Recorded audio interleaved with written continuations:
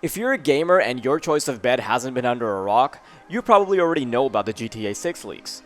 It's a set of leaks that could have flushed 11 years of progress for Rockstar Games down the toilet.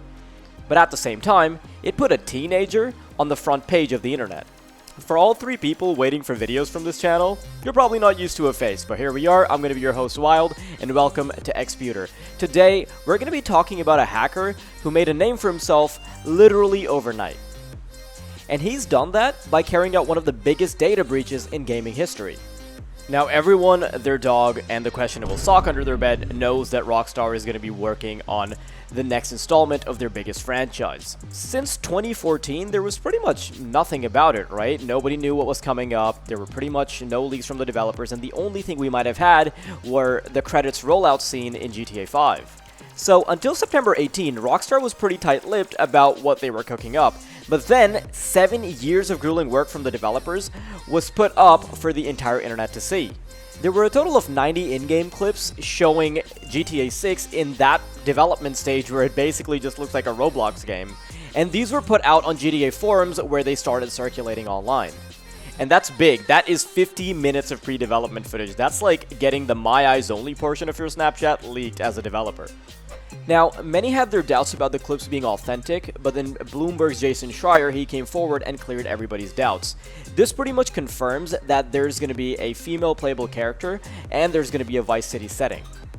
And while people were jumping on the train to dissect it all, Rockstar was more busy sending copyright strike after the other just to try to put a lid on the situation.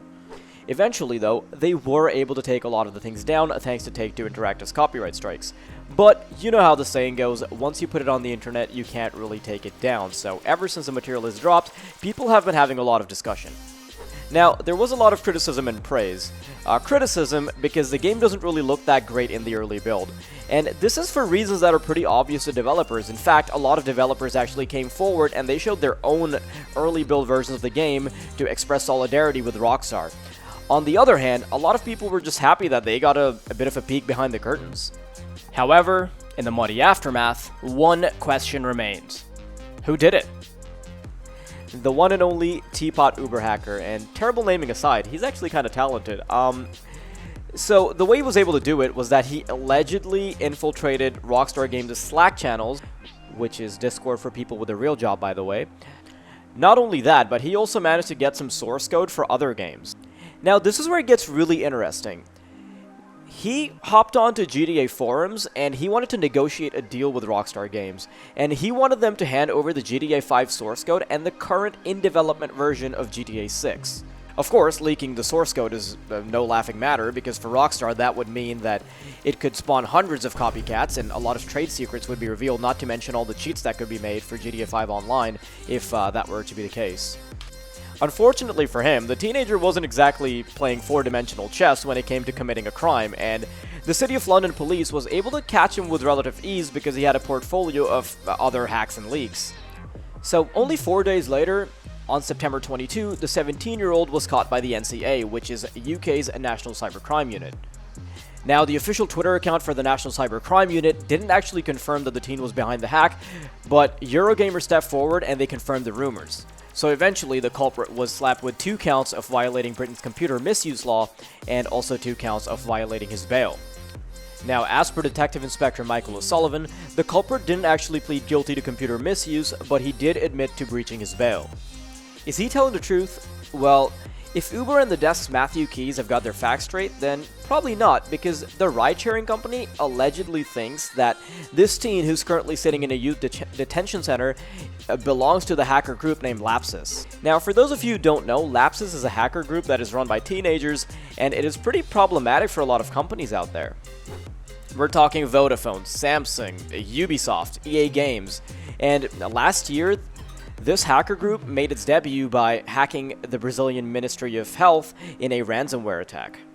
Apparently, Uber could be on the right track though, because they think that their recent hack was done by the same group that involved one of their employees. So, considering that both of these hacks were done over Slack, there's a pretty reasonable connection there. But if we are going to compare the two hacks, right, it's pretty safe to say that the Uber hack was a lot more devastating than the GTA 6 one because they lost a lot of administrative data. And right now, they're working with the FBI and the US Department of Justice just to get to the bottom of things. On that note, though, this is most likely not our teenager's first rodeo because he's suspected, according to investigations, of hacks against Okta, Microsoft, and Nvidia as well. With that being said, though, the police are expected to arrest a lot more people in the near future as hackers keep popping out of battle buses and the investigations keep going on. As for Rockstar Games, they are continuing development as planned, and despite the chaos, they posted a message on social media stating, "We are extremely disappointed to have any details of our next game shared with you in this way. Our work on the next Grand Theft Auto game will continue as planned, and we remain as committed as ever to delivering experience to you, our players, that truly exceeds your expectations. We will update everyone again soon, and of course, we will properly introduce you to this next game when it is ready. We want to thank everyone for their ongoing support through this situation."